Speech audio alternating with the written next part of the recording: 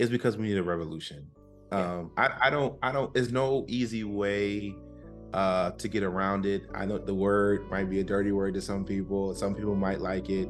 But I think a revolution is needed because we have to do things differently. And I think the only way we do different things, I mean, he said is that we gotta sometimes we gotta blow some stuff up.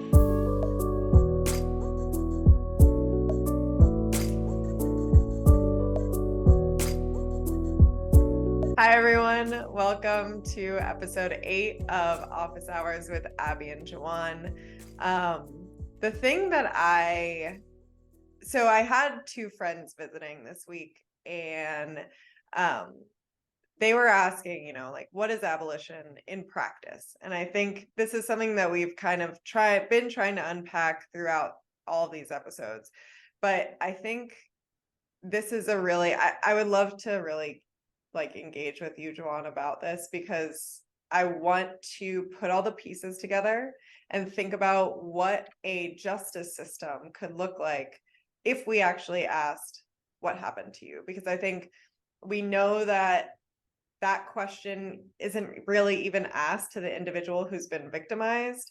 It isn't really asked to the individual who has caused harm. And so without these questions, this is also why we keep seeing re-engagement in criminal activity and why we keep seeing rearrest and all of these things, because if we actually attended to this question of what happened to you, then we would be able to prevent these issues for other people. Because what's wrong with you, the central focus of that is a critique, right? Yeah. Is a demonization. Something is wrong with you.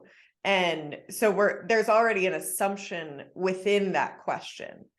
But what happened to you is taking that individualized lens of what's wrong with you and what happened to you. The happening is around you, right? It's situating the you within structures and systems and communities. And so it's spreading the accountability, right? It's trying to incorporate all of that which has touched you into into who you are. And I think that really does capture accurately the human experience, because we are a collection of everything that has occurred to us. We are, yes, there's some nature, but it's very much nurture. And so we have to understand the whole story, the whole individual, as they are an embodiment of a collective. Yeah, and I think what's really interesting when we consider what happened to you, it forces us to think about development, and I think human development, which is really interesting. I think one of the greatest things the pandemic is, more than ever, we saw more and more people talking about their own mental health, going to therapy, and realizing that what the issues that we face, right, are those things of the accumulation of experiences that happen to us. And I think even with our criminal justice system, as long with a lot of the systems, educational systems and work systems, is that even the guests that talk about that, we've created systems that have misunderstood people. And I think that's one of the greatest travesties, that we've understand those things. And I think one that happens is we haven't really paid attention really to human development and these ideas of that. It's not that we make any excuses for people, but there are, I mean, and not to make it about myself just because I'm a life course theory, but we know that there are certain transitions that people are going to make in their lives, and we don't do anything to help people mitigate those transitions. So people are going to transition into motherhood, into fatherhood. People transition as they lose parents, right?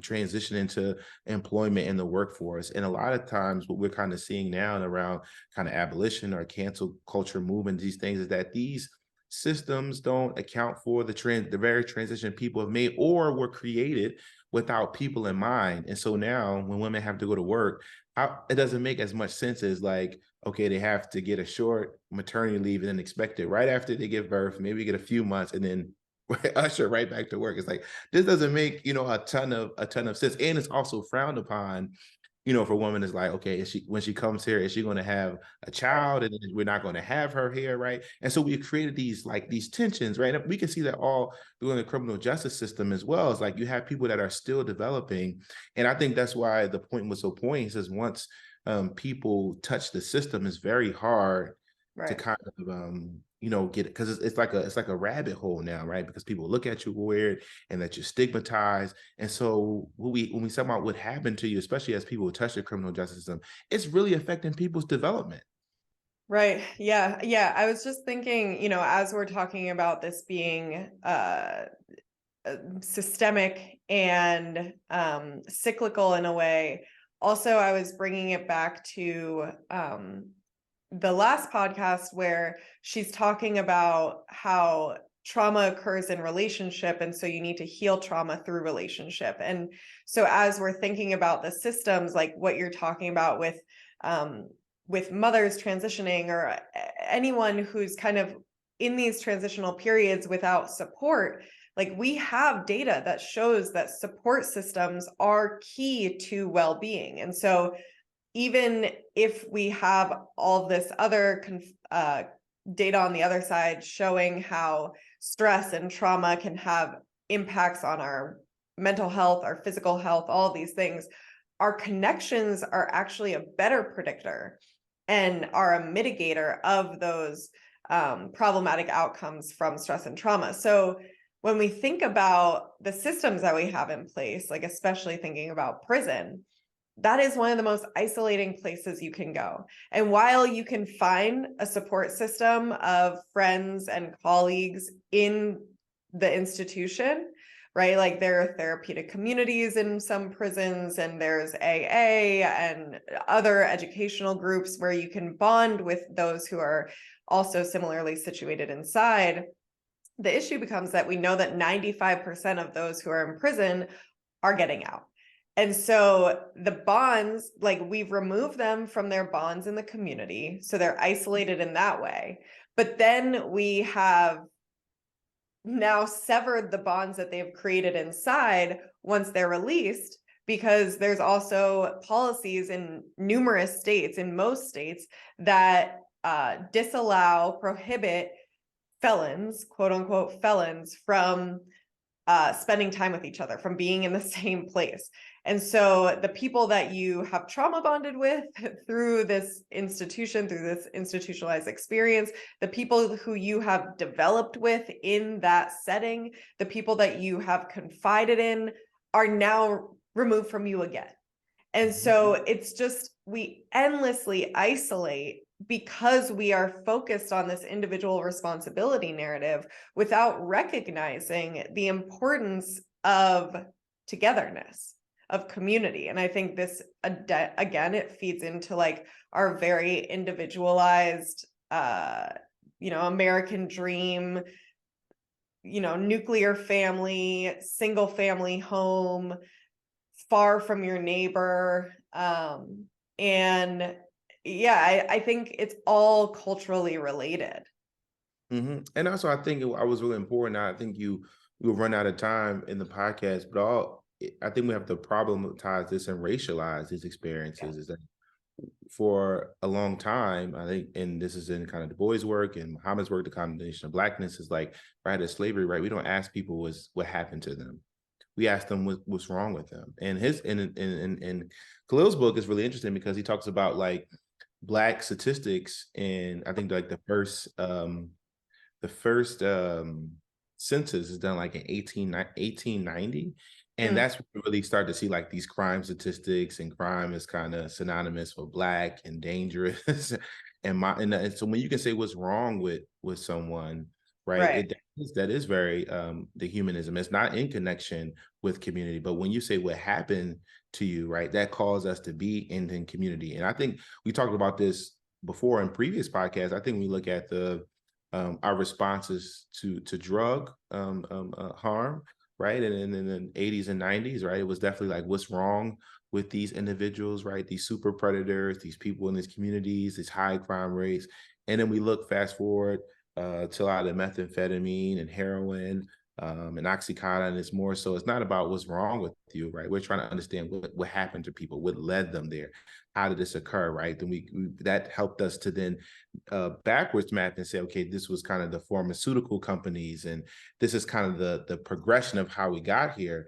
And when we ask questions like that, and that's why I think to our first question, we talk about abolition. When you ask what happens to you, we can see succinctly how we can then unravel kind of the onions and layers of when we got here. But when we say what's wrong with you, that's kind of really short-sighted and dark. And we have to ask ourselves for certain groups and populations, why do we have one response versus what we our questioning, right, has lead us to different places. And that's very similar to, I think we think about children. Anthony Platt works and GF Ward works around the child savers and the Black child savers. We've always been thinking about who's redeemable, who's salvageable, who should be integrated into society, right? And those questions really haven't changed. And so when we ask what happened to you, I think that's really interesting because it does bring us into community, right? And so I think that's really important. I'm sorry to cut you off. I know you would jump in. No. Just in you saying that, I was thinking like the framing around specifically the opioid crisis, the what happened to you framing led to the holding of accountability to the pharmaceutical companies. And I was just thinking like crack didn't appear out of nowhere. Right? And so if we had asked that question, I'm really curious who that would have led to. Right. Yeah. And a lot of that came out later, right? And so, like you said, again, you can't, cocaine doesn't grow. We don't have the environment for the plants to grow in the inner city, right? It needs the hot, clean climates. And then Gary Webb was like a reporter, journalist. But when you say what happened to these communities later, we know that the U.S. was kind of funding the secret war on communism, the Iran-Contra war. They were selling drugs here, right? They had South American companies who had cocaine and then moving it here and then also providing drugs down there. And so we got to understand it later, right? How communities were ravaged, but that history wasn't there.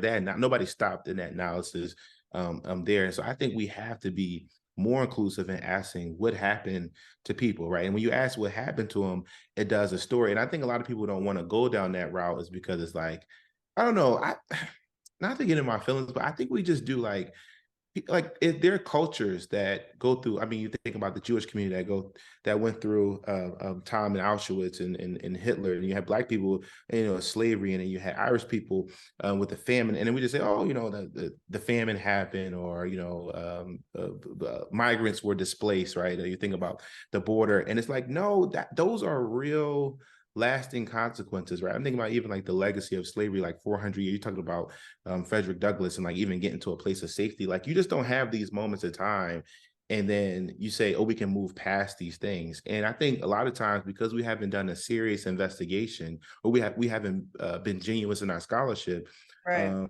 we haven't really truly understood really those effects. I'm thinking about Joy DeGroo's book about the post-traumatic slave syndrome, right? And all these other things that happen. And so when you start to ask these questions of what happened to you, then you start to have to wrestle with some of the history that we may not want to deal with. And I think that's why Afro-pessimism, as I begin to newly understand it, says that it's pessimistic of the intellect because our theories have not truly captured the nuance. And that's not so much different. I mean, we both at Temple and Asante's works would talk about Afrocentrism, says that there are other ways of knowing, right? It's not the kind of Eurocentric way, but it's really interesting is that if you look at most major disciplines, criminology, sociology, physics, chemistry, English, what you will find is that most of the founding fathers, most of the works that are considered in the canon are created by white authors, right? Yeah. So we have to ask ourselves, are there no Asian authors? Are there no Latinx authors? Are there no Black authors? And so what we understood is that even though we can think about Robert Merton and Emil Durkheim and Max Weber, and all of these kind of interesting, and Karl Marx, right? Who is a lot of work is coming to Karl Marx, is that they're theorizing. It's not saying it's wrong, but it may not capture fully what we understand. And then we have Du Bois's work, who gives us so much, but has just been recently recognized, probably in the past several years, posthumously granted tenure by the University of Pennsylvania, but who was not considered a father of sociology or criminology. Yeah, I was just thinking, even when we do have Black theorists or theorists of color in the canon, it's often framed as like critical scholarship Yes. or non-traditional scholarship. Think like when we think about the prison population, we have to recognize that 85% of those who are in prison are in there for who are either have an active substance abuse disorder or are in there for a drug related offense. And so when we think about what happened to you, right, if we ask this of those who have committed harm, and we have to distinguish first that not everything that is deemed criminal is harmful, and not everything that is harmful is deemed criminal.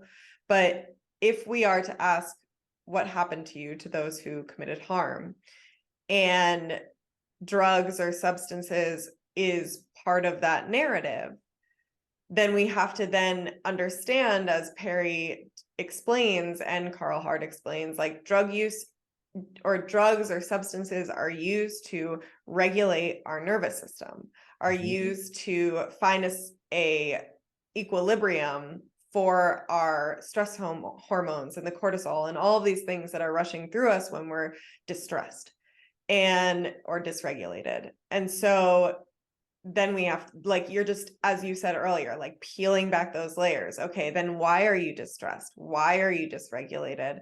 What is happening to lead to these instances? And so I think, like, again, there is this, and I feel like we've spoken endlessly about it throughout all these episodes, is like there's a very distinct line between excuse and explanation.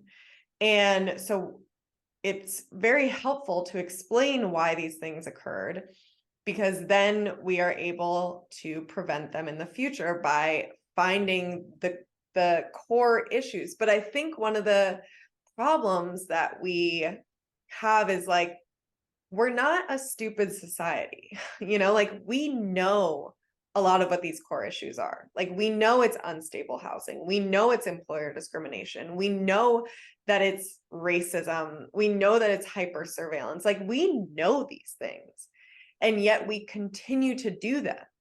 And so I think that is the question, is not necessarily like, yes, we need to use what happened to you, but also we need to really interrogate why we continue to do the things that are happening to the people that are becoming most vulnerable, right? Like when we think about our legislators, when we think about social policy, when we think about urban planning and all these things, like there are people making decisions around this.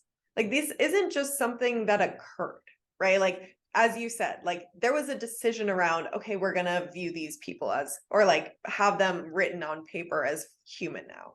There are people who were redlining, literally making it so that Black populations could not buy homes in certain areas. There are business loans that are not going into certain areas so that there are food apartheids and like limited resources in these neighborhoods because of property taxes and all these things that are then feeding the public education system. Like all of these things that are happening, that we have data that to know to some degree what is happening. We have to ask why so many of us are content with these decisions. One of the things I think is really interesting, and I guess he hit on it, and then he was like, "We don't have time to go there." The reason why we continue to do those things, and we can talk about that at length. You've redlining all these, is because we need a revolution. Yeah. I don't.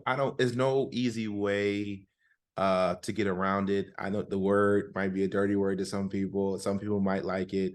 But I think a revolution is needed because we have to do things differently. And I think the only way we do different things, I mean, he said is that we gotta sometimes we gotta blow some stuff up, right? And I think that makes people nervous. And well, I think change in general just makes people nervous, but I think that's what it really is going to call for. And I think more and more, whether we like it or not, we're headed in that direction with the advent of social media. I think technology. It was really interesting to see, I think, the George Floyd protest, people all around the world standing in solidarity with one another about these issues.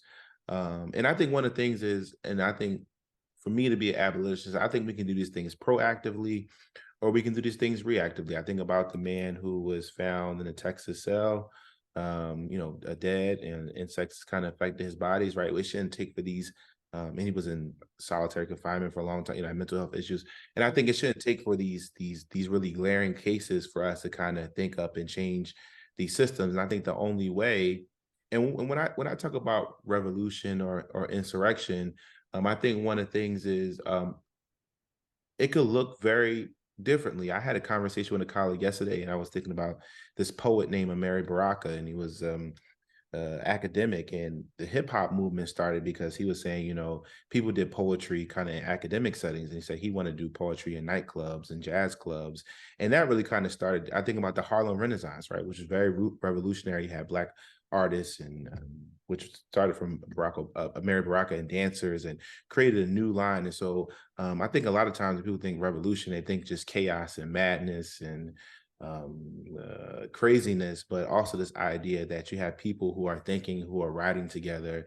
I think civil rights legislation and movement very revolutionary, right? People who said that they wanted to be treated differently, and so I think when we think about revolution, there are these moments in time where people kind of stick together and say we're not going to do business as usual, we're not going to do the status quo, and I think that's what is really going to take. And so I always encourage students and people who are listening that we have to kind of sit with that and realize, do we want to kind of do business as usual? I think even like Revolution is kind of doing this podcast, right? People probably would say we probably should be spending our time writing, another article or doing some things, but taking the time out to exchange with ideas and also so like I think about connection as healing, right? We talk about being connected is great for stress, but we also don't talk about being connected in dialogue, right? Yeah. Being connected in struggle, right? And also, like, I have a different struggle being a Black man in America. You'll have a different struggle about being a woman in America, right? And it's only until we kind of converse with one another, then we can kind of stand in solidarity with each other so that we can think about doing things differently, which we know what those core issues are. And so I think what's really interesting is that it always took for people to come together to make the changes that we see, right? And we can't just be kind of waiting passively and letting kind of time watch us by. Yeah. Yeah. I think it's so much harder though to not be reactive, because I think people get really content. And as I was thinking about, why, okay, with the civil rights movement, like what was it that that led to this? Like obviously we know all of Yeah. the history, but like those moments, like what was it that built and built and built to a point where there was the march? Like what would it take these days? Because I think about the George Floyd protests, and I was talking to Yasser Payne about this, and he was like, in a lot of places, even around the world, the majority of people in those protests were like middle class white people. And so while they were standing in solidarity, other than just marching one day, like in order to actually make change, those people would have to give something up. And I don't know if they would be willing to give something up. Like, I don't know if they'd be willing to cut their income by a certain percentage so that then that income can be funneled into under-resourced neighborhoods in order to build up to equality or equity. Like, I don't know if those white individuals would be willing to donate money to a reparations fund. Like, I think there's a difference between a public display of solidarity and then actual action on an individual level, and not just, governmental policy change. Because I think what we keep seeing is that even when there is governmental policy change, there's some loophole that allows the social hierarchy to persist in some way. And so it really takes some grassroots, real action to make change. But I'm not quite sure what would incentivize a content white middle class to take action in that way. Yeah, I think that's a very great question. I think it's interesting. So I'm giving a talk at Rutgers this week, and they have a tentative agreement because they were on strike. The Temple Right. graduate students just got off strike. The students at Michigan are University of Michigan are striking now. The graduate students at UCLA are striking. I was talking to graduate students at the conference, and more people are going to strike. And I think what's going to take, and I think even and that's a curious question because I mean we understood the civil rights movement, but like what were the spark plugs that got those things together? I think it's a realization that what is going on in our country is just not sustainable. Yeah. Right. And I think that gets people to organize. And I think that's really interesting. I'm like, because when we were going to graduate school, I don't think we would had the courage to strike. I don't know if I'd have been like, I'm with y'all, but I'm maybe from going back to class. But I think I think it's the realization now that I think people are more willing to have their voices heard because they see that it is not sustainable. And I think that's one of the things is that when we think about what does a kind of free future world, does a different world kind of looks like. I think that was really interested in kind of really all of these movements. I think about civil rights, right? Because one of the things is that um, it was just, started by African Americans, but also this idea that there were other rights that people were fighting for, right? And that Right. they were ushering in. They knew that wasn't going to be sustainable if people kind of didn't stand together and kind of present one you. So it wasn't just about people, moving from the back of the bus to the front of the bus, but I said, how do we all get treated, fairly? And I think that's one of the things now. And so I think what's now in this movement we see is that just that we see the practice that we have are just not sustainable. And also I think the systems, we can been complaining about the system. Everybody, I mean, education system, criminal. We've been talking about the system for a while, and I think we finally gotten to the place maybe where people are realizing that the system is just not sustainable. That the system, it just doesn't work. The system doesn't make any sense, and I think that's really conservative, liberal people don't. And again, like I mean, I think we think about President Trump, right?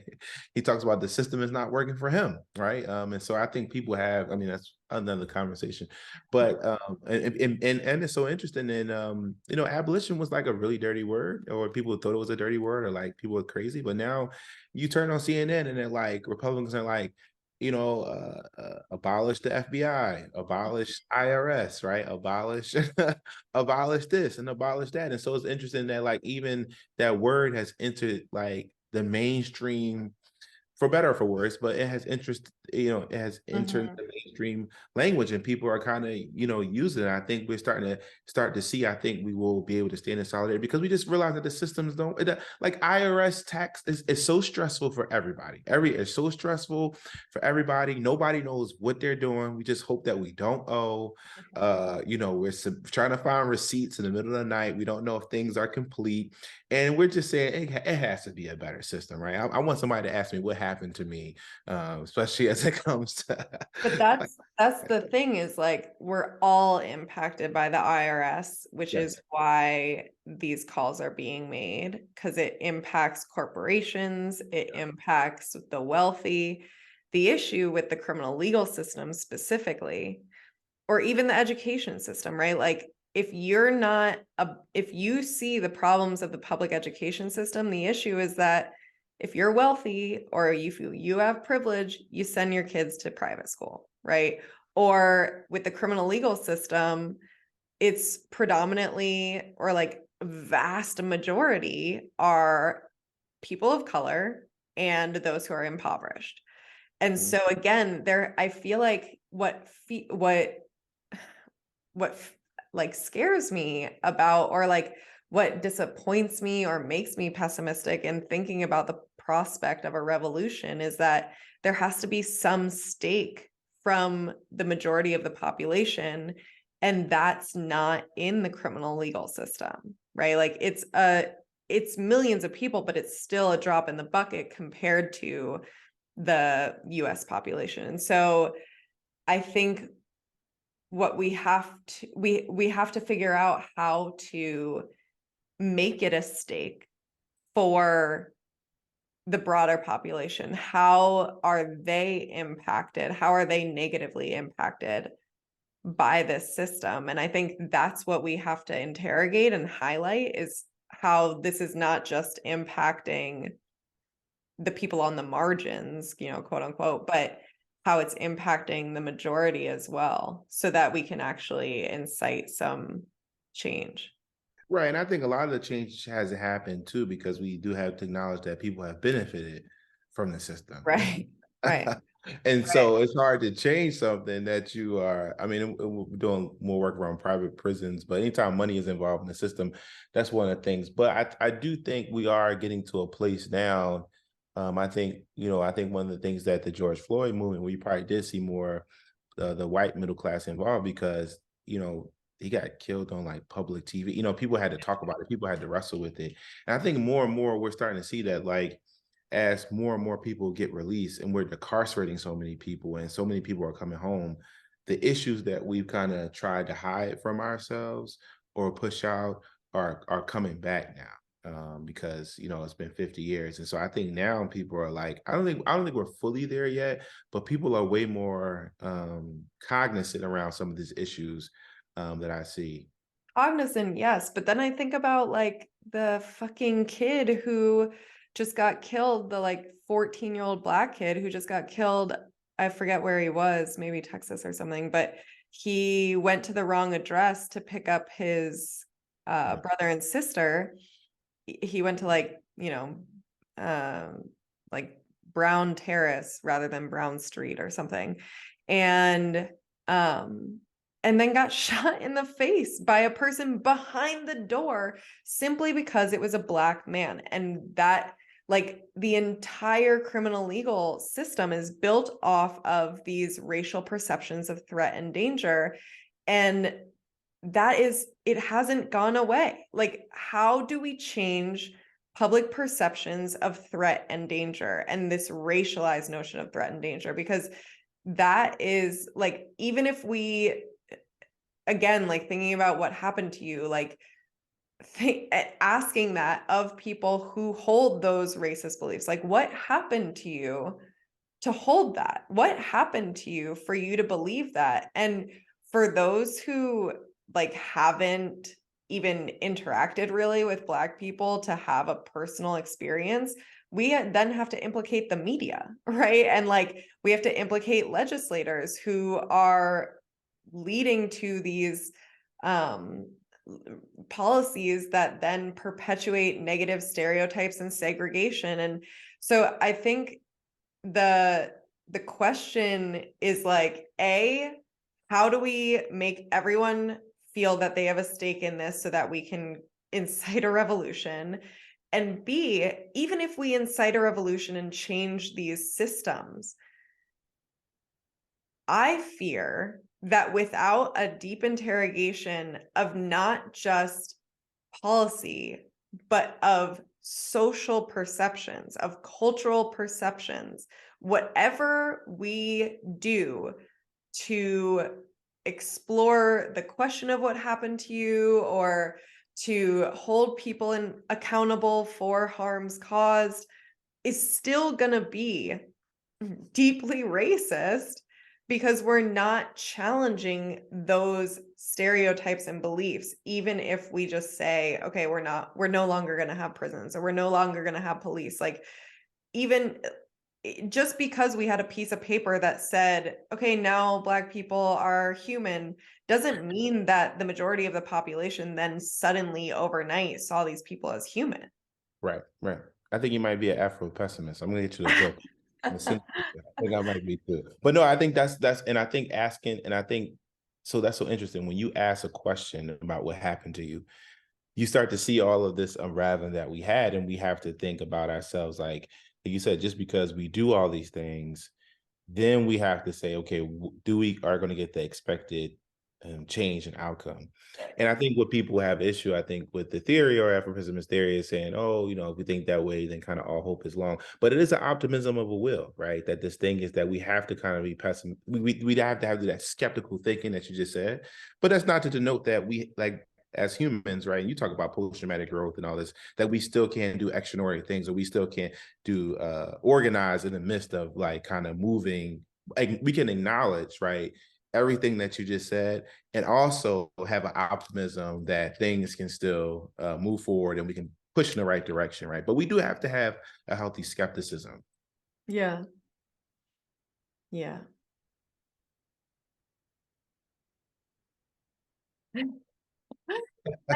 I want to, I don't even know what a revolution would look like. That is true. Like, what Uh, would it look like? Would it be like, marching to DC? Because we've had so many marches since the civil rights. And I think I don't want to like, poo-poo it all. Like, I think there's been some good change that has come from demonstrations, but I don't know. What do you think a revolution would really look like in practice? that's a great question. Um, yeah, I also, yeah, I'm not sure. I'm not sure what it would actually look like, but I'm open. I think I'm open to like talking about it and holding space for it. And I think once we talk about it and hold space for it, I think those are the things that will lend itself to what we kind of need to do, right? And I think one of the things I've been interested, I know we were talking about convening. I think when you think about like Martin Luther King and Malcolm X, one of the great things is by them kind of operating churches and mosques, like they were gathering people. And I also think about the Black Power movement and Black Panthers, like they were like even the Black Panther movement, right? And I mean the Black Power movement that was started at universities, right? These idea that they were like having these reading groups with students and kind of like starting out there. So we never know. I don't think anybody can predict because a lot of these movements are kind of grassroots, organic. I don't think anybody can predict what it may look like or what may come out of it. But I think the more what we should be thinking more is how do we hold space and convene people to talk about these kind of through lines. I think that's what I'm interested in too, not so much because I think if it was that easy, like what would a revolution look like? If you could just say, "Oh, a revolution looks like X," then it's probably not a revolution, or maybe not the right, not the right solution. But I will say, I think the problem is, um, I think is a quote that says, "The revolution is in the hands of the young people," and, Mm. and I think we just don't do a great job like I think we get to these positions like we've read a lot, but we don't do a great job of connecting with the young people who are affected by what we are talking about, right? The systems and who are going to come up this, because I think so that's I'm interested in holding space. And I say all this, I'm interested in holding space and convening with people to ask the question about what a revolution would look like. Yeah, because I was And just thinking, like, could it be like a subtle revolution, but we would all be on the same, you really do need solidarity for revolution to take place. And so I was thinking, like, what if we all just stop paying our rent? Or what if we all just stop going to work and not necessarily like going on strike and making it a whole thing, but like collectively understanding that like we're all going to stop calling the police. We're all going to stop doing these things and see like what would happen to corporations? Like, what if we all agreed that, like, for a week, we would not use Amazon, or something like that? Like, but, but again, you need solidarity. And so I think then the question really becomes how do you build solidarity, right? Like, how do you build connectedness in such a divisive society Mhm. where we are, even though social media can have a very expansive um, impact, it's also like you are fed your algorithm, which silos you into your bubble. And so, how do you expand your bubble, become more willing to engage in conversation with those who may hold different beliefs, but at the core, you know that you have similar humanistic qualities that you can agree upon. And so, and needs that you can agree upon. And so I think like the main question then again is like how do we foster these connections when we know like we're talking about it on an individual level when we say how like personal connections have an impact on our personal well-being, but also connections can have a huge impact on then systemic change. Yeah, yeah, yeah. And I think that's see, for me, it's not about what would revolution look like. I think is the question you asked, like, how do you build community in such a divisive society? I think if we could figure out that, I mean, Well, that's that might actually be the revolution, right? Like that in and of itself is changing the social fabric of America by becoming a more inclusive and integrated place. And so I guess that's like our life's work That is set the life. out for us. Yeah, I think that's, and I think it's so funny if you're a good student in history. I think that's the questions that I think about the women's suffrage movement, any movement, right? That people, which make those movement great, is that they were able to bring together so many different people and unite so many people for a common cause. Um, and I think that's something that we have to think about. What does that look like in our particular society? Which is so funny because it's actually easy. I feel like it's easier to do it without social media. Like if people didn't have social Yeah. media, and Yeah. it's so hard. It's so funny. Like we have more technology and more. Like we could like get in contact with anybody. LinkedIn. We get in contact with anybody that we want these days. But it's so funny because it's like it's kind of, it seems like it's actually easier just to kind of like, even though like traveling would be harder, just to kind of pick up people along the way and then kind of incite them Right. around your cause. Yeah. I think the other thing you kind of need, maybe you don't, but it seems like with most of these movements, you really do need a revolutionary leader. You do. You do. And I I'm always curious, like, does it take a level of like narcissism and Jesus complex to be a revolutionary leader? Like, did MLK like think he was the shit? Did Malcolm X like think, like, what does it take to be a revolutionary leader? How can you foster a non-toxic, non-like cult leadery revolutionary leader? I, I I think that's what makes I think that's what makes revolution scary.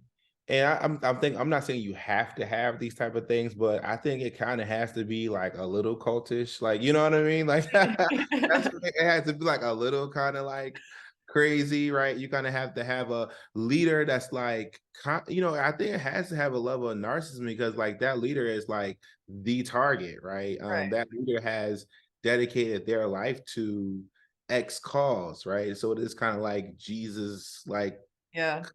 right? You think about Gandhi, right, and all these things, right? These people who are speaking for, kind of I mean, I know people in prison, right, who like Presidents of Lifers Association have talked about this idea of like, being targeted for their voice and things. So I think it does take I don't know, but I would say a special. I mean, let me go special type of leader to do that, and also a special type of people, right? And I think that Yeah. makes people nervous around a large group of people kind of demanding things. I mean, and also because we've seen in history that like sometimes it can go left. I mean, if you think about somebody like President Trump, who's very charismatic, a little Right. narcissistic, he was kind of like a revolutionary leader. He said, like, hey, I'm out here giving this talk, and Yeah. y'all right here letting them steal the Mm. election for me, and united a group of people, which I will say, white and black, probably Yeah. Yeah. mostly white, but there were some black people like Yeah. there too, which I, ever thought, and they, you know, They stormed the Capitol. Yeah. yeah, they started as an insurrection at the Capitol, right? It was a moment, like, and we've never seen that before, right? Huh. That was something I'm watching TV, and so I think that's probably why revolution makes people nervous because we've seen it go left, but also we've seen it, fight for things that we need in society. So it's very hard, I think, trying to predict these movements or Right. trying to push it in the right direction. Man, But I think, yeah. I never thought of Trump as a revolutionary leader. I feel a lot of feelings about even saying that, but I think if we're like to define revolution in terms of like a mass gathering that is like demanding change, I mean, yeah, And that's I think we've underestimated, because of how we feel, maybe in the policies. I think we've underestimated the leadership um, capabilities of President Trump. But again, like I think even towards his presidency, he was able to wake up a group a group of people, right, in these kind Mm. of kids, right? I mean, even think about the tiki torch, people Yeah, they yeah. were like, he The was like, Proud Boys. Yeah. yeah, like there was a Tiki Torch Boy. like I think we've underestimated like the leadership, and I don't want to I don't put anything besides. I mean, even now, people are like cheering. I hear people in the community like, "Can you believe Trump? He told him like not because I guess when he said no mugshot, so he doesn't have like a Oh like yeah, so like that's like a he's still raising money. That yeah, he like the most money raised I think in the yeah, Republic is still, and so these are like those things that people they see and they feel as though he's again, I think which his transparency when he made that statement, like, I know the system is broken because I yeah. use it. Yeah, yeah, yeah. Right. He said I use it. That's when people were like, what? And so I think that was like, one of the things, I don't know if you would call it revolutionary or outrageous or I don't know, but those are the things that people are like, okay, that's interesting. Like, Yeah. Oh God. yeah. So Well, I guess, yeah. I think because then that kind of revolution is like, all right, then it may lead to like a civil war. And maybe that's what it will take. Who knows? I I have been talking with Yasser a lot about the need for violence. is this off the Like, record? Are we still recording? Is this off? This is going to be on the podcast or off no, the this podcast? is on. Okay, all right. No, I'm talking about the violence part because I was like, this off the record? Okay, Uh, all right. but yeah, if violence is required for, well, because we were talking about like acts of civil disobedience and all of that, and I was questioning whether violence actually leads to sustainable change, because we keep seeing these acts of violence like in the uprisings in different cities, and it doesn't necessarily lead to sustainable policy change. Like we saw, Minnesota is like, okay, we're gonna yeah, we'll abolish the police. And then like, a couple months later, they're like, nah, just kidding. Like, and so I think like again, that idea of being reactionary can be really dangerous, especially when it's incited by violence, when people are reacting to those reactions out of fear, right? Like they are making policy change out of fear, and I don't know how sustainable that is. So I guess out of this episode, there are so many questions and very little answers, but I think that these are the questions that get people to think, and like it Yeah. takes critical thought to engage in a revolution, and it takes moments of like communication and dialogue and thoughtfulness to center a reframe, to move away from what's wrong with you, to employ this what happened to you lens, not only to the individual but also to the community, to our country as a whole. And yeah, there's a lot here. Yeah, no, it's a lot. It's a lot. Okay. I have some thoughts, but I will stop there for time's sake and before I get myself in trouble. Oh my God. Well, yeah, we'll stop there.